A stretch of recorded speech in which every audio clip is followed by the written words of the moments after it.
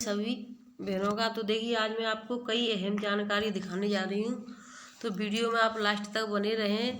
सरकार हमारा किस तरीके से फ़ायदा उठा रही है, किस तरीके से हमको सरकार बेवकूफ़ बना रही है कि आए दिन आंगनबाड़ियों का झांसा दे करके अब प्रमोशन करेंगे, अब आंगनबाड़ियों की भर्ती निकालेंगे, अब आंगनबाड़ियों का प्रमोशन करेंगे, सुपरवाइजर बनाएंगे, या फिर जो भी है वो इधर उसी को उल्टा पलटी करती रहती है। 2017 से अभी तक कुछ नहीं हो पाया। मैं अभी आपको पूरे लेटर एक एक डेट के दिखाऊंगी और इसमें कई ऐसी अहम जानकारियां हैं जिनको भी मैं बताना चाहूँगी। तो देखिए, अगर किसी भाई बहन ने अगर कल शाम की वीडियो नहीं देखी तो सबसे पहले तो उसको जा कर के देखें, उसमें बहुत ज़्यादा जानकारी की चीज़ है। आज 1 नवंबर से उसकी शुरुआत हो चुकी है। तो देखिए, ये आदेश का PDF है। आंगनबाड़ी वर्करों के प्रमोशन में सिर्फ आदेश हुए जारी, आंगनबाड़ी रिटायर होने के कगार पर हैं। तो देखिए, आदेश पर आदेश होते रहे, लेकिन सरकार ने आदेश निकालती रही, सरकार अधिकारी आदेश निकालते रहे।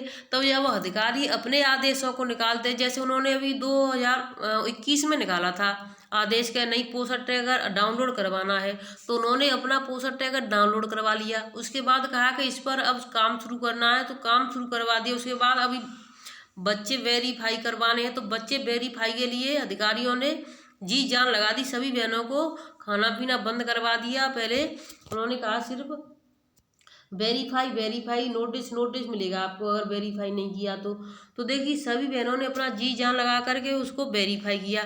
क्या सभी बहनें इतना नहीं कर सकती हैं कि हम भी और आप जब हमसे अपना काम करवाने के लिए बार बार कहते हैं तो हमें वो करना पड़ता है, तो हमारा काम करवाने के लिए ये अधिकारी क्यों नहीं कहते हैं? तो देखिए, उत्तर प्रदेश में 2018 से चल रही है आंगनबाड़ी प्रमोशन की प्रक्रिया, 2022 तक पूर्ण नहीं हो सकी क्योंकि आंगनबाड़ी वर्करों की कोई सुनने वाला नहीं। आंगनबाड़ी वर्करों को मुख्य सेविका के पद प्रमोशन की शुरुआत वर्ष 2018 में तत्कालीन निदेशक शत्रुघ्न सिंह ने की थी। यानी शत्रुघ्न सिंह जो उस समय निदेशक थे, तो उन्होंने ये निकाला था जनवरी 2018 में। कब का भरवाया था?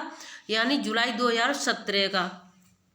आदेश अनुसार सभी जिला कार्यक्रम अधिकारियों को निर्देश दिए गए, जिसमें यानी कि जो आंगनबाड़ी थी उसको हाई स्कूल उत्तीर्ण करना था, और जो सहायिका थी उसको 8वां पास था। तो यानी जो भी जिस तरीके से था तो सभी काम करवाए, लेकिन किसी ने कुछ नहीं किया। सभी अपने प्रमोशन करवा दे रहे। देखिए, मुख्यमंत्री ने अपना प्रमोशन करवा लिया। उसके बाद देखिए, ये आप इसका स्क्रीनशॉट लेके अपने अधिकारियों को दिखा सकती हैं। शुरुआत से मैं आज आपको दिखाऊंगी। ये आपका 2018 का निकला हुआ आदेश है शत्रुघ्न सिन्हा के हाथ का, जो कपिल सिंह आपके शत्रुघ्न थे उस समय। 2018 के बाद में आपका आ जाता है जुलाई 2019। फिर वो आदेश जुलाई 2019 में निकलता है, फिर भी कुछ नहीं होता है वहाँ से। देखिए, ये आदेश आपका 2019 25 जुलाई 2019 में निकला। 18 के बाद फिर 19 आ जाता है, 19 में कुछ नहीं हुआ। उसके बाद में 12 नवंबर 2020 को निकलता है। 12 नवंबर 2020 21 में भी निकलता है, लेकिन कुछ नहीं हो पाता है। और सभी अपने कामों में आंगनबाड़ियों से गोद भराई करवाओ, यहाँ पर अभी स्वास्थ्य मेला लगवाओ। संडे को जो मिलता था उसमें स्वास्थ्य मेला लगा दिया आंगनबाड़ी बहनों के लिए, और बहनें अपना धरना करती नहीं, लेकिन अधिकारियों पर कोई उनके कानों पर जूं तक नहीं रहेगा कि इनके लिए हम कुछ करवाएं, जब ये हमारे लिए इतना कुछ कर रही हैं। तो उसके बाद देखिए, आपकी आ जाती हैं आनंदीबेन पटेल। तो इन्होंने भी हाँ शुरुआत में आती हैं, तो इन्होंने हाँ अब हम आंगनबाड़ियों के लिए कुछ करवाएंगे।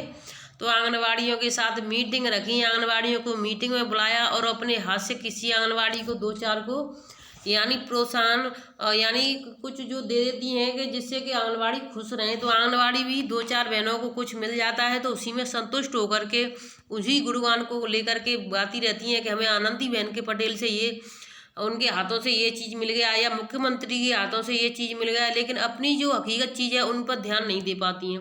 अब आ जाता है आपका अक्टूबर 2022।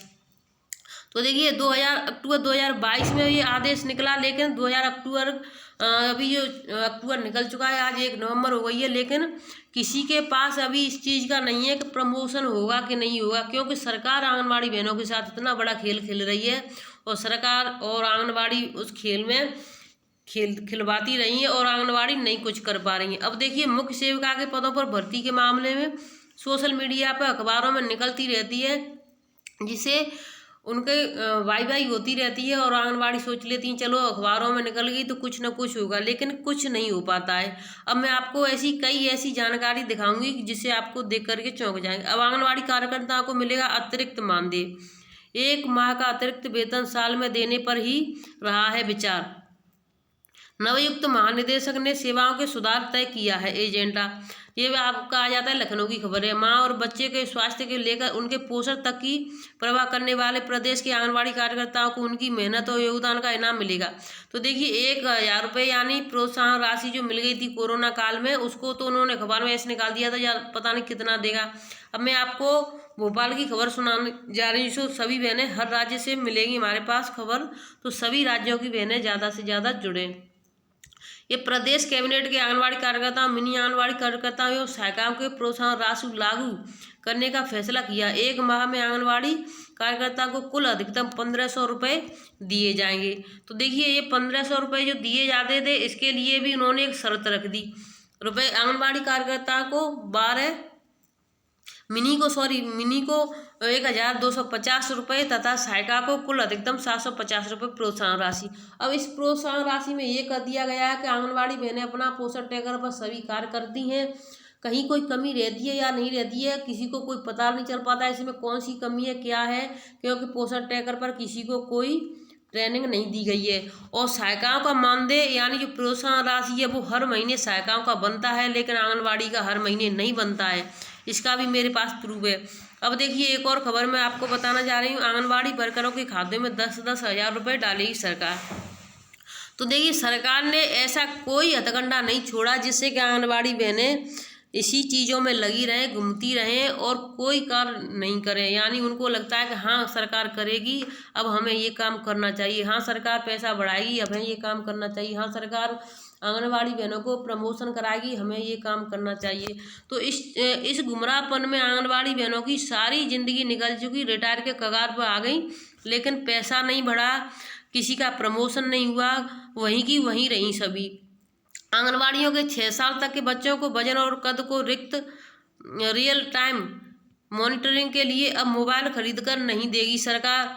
प्रदेश में सीधे 76,238 आंगनबाड़ी केंद्रों के खातों में मोबाइल खरीदने का पैसा डाला जाएगा। तो देखिए ये एमपी की खबर है। एमपी में यानी आंगनबाड़ी केंद्रों के लिए हर आंगनबाड़ी के खाते में 10-10 हज़ार रुपये डाले गए हैं, जिससे बहनें सभी अपने हिसाब से फ़ोन खरीदेंगी। अब ये पैसे डाले भी नहीं गए हैं क्योंकि इसको टेंडर को 3 बार बदल दिया गया।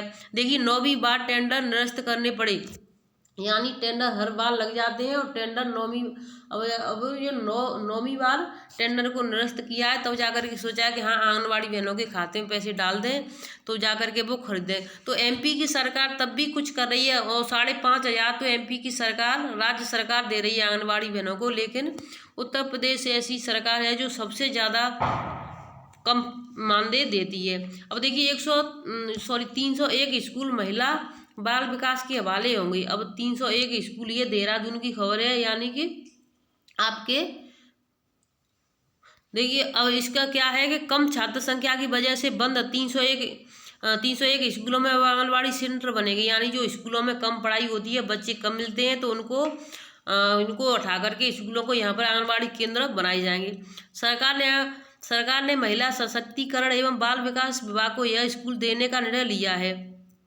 शिक्षा निदेशक ने शिक्षा सचिव आर मीनाक्षी सुंदरम के निर्देशक पर स्कूल भवन भूमि ट्रांसफर करने की तैयारी शुरू कर दी। यानी स्कूल की जो भूमि भी थी वो बाल विकास परियोजना को ट्रांसफ़र की जाएगी। अब शिक्षा निदेशक आर के कुमार ने सभी डीईओ वैसे शिक्षक को इस बाबत आदेश जारी कर दिया। कुमार के अनुसार स्कूल की भूमि भवन इस शर्त पर दिए जाएंगे कि भविष्य में ज़रूरत पड़ने पर शिक्षा विभाग इन्हें वापस ले सकता है। तो देखिए एक ये है कि भूमि दे तो देंगे, लेकिन अगर कभी ज़रूरत पड़ी तो इसको वापस भी ले लेंगे।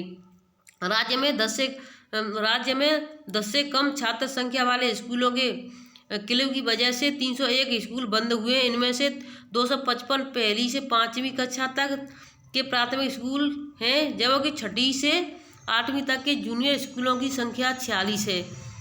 सूत्रों के अनुसार 10 से कम छात्र संख्या वाले स्कूलों की संख्या यूँ तो 2400 के करीब है। लेकिन शिक्षा का अधिकार अधिनियम के अनुसार प्रथम चरण में केवल 301 स्कूलों को ही लिया जा सकता है। आरटीआई के तहत 1 किलोमीटर के दायरे में प्राथमिक स्कूल होना अनिवार्य है। सूत्रों के अनुसार भविष्य में और भी प्राथमिक व जूनियर स्कूल बंद हो सकते हैं। दरअसल हर ब्लॉक में सरकार 2-2 इंग्लिश मीडियम स्कूल स्थापित करने जा रही है। वह हर ब्लॉक में एक सेंट्रल स्कूल भी प्रस्तावित है। तो देखिए, सरकारी संपत्ति का दुरुपयोग होना चाहिए,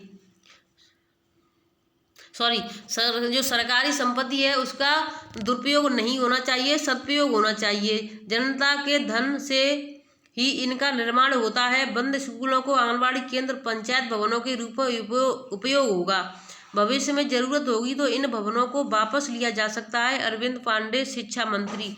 तो ये देखिए उत्तराखंड की खबर है। उत्तराखंड में अभी सरकार ने आंगनबाड़ी बहनों के मानदेय भी बढ़ाया है और उनको यानी सरकारी उसको पैसे भी बढ़ाए हर महीने के लिए, और दीपावली से पहले उनको बोनस भी दिया है। तो देखिए उत्तराखंड की सरकार आंगनबाड़ी बहनों के लिए बहुत कुछ कर रही है, लेकिन और कम राज्यों में ऐसा हो रहा है। लेकिन उत्तर प्रदेश की सरकार आंगनबाड़ी बहनों के लिए नहीं कुछ कर रही है। अगर ऐसा है, सभी कई राज्यों से खबरें डालिए, अपने अपने राज्य की जानकारी हमें दें, क्या ऐसा हो रहा है, होना शुरू हो गया है, और अगर नहीं हो रहा है तो इसके बारे में भी आप हमें कमेंट में बताएं, जिससे हम आपके लिए समय समय पर जानकारी लेकर के आते रहेंगे।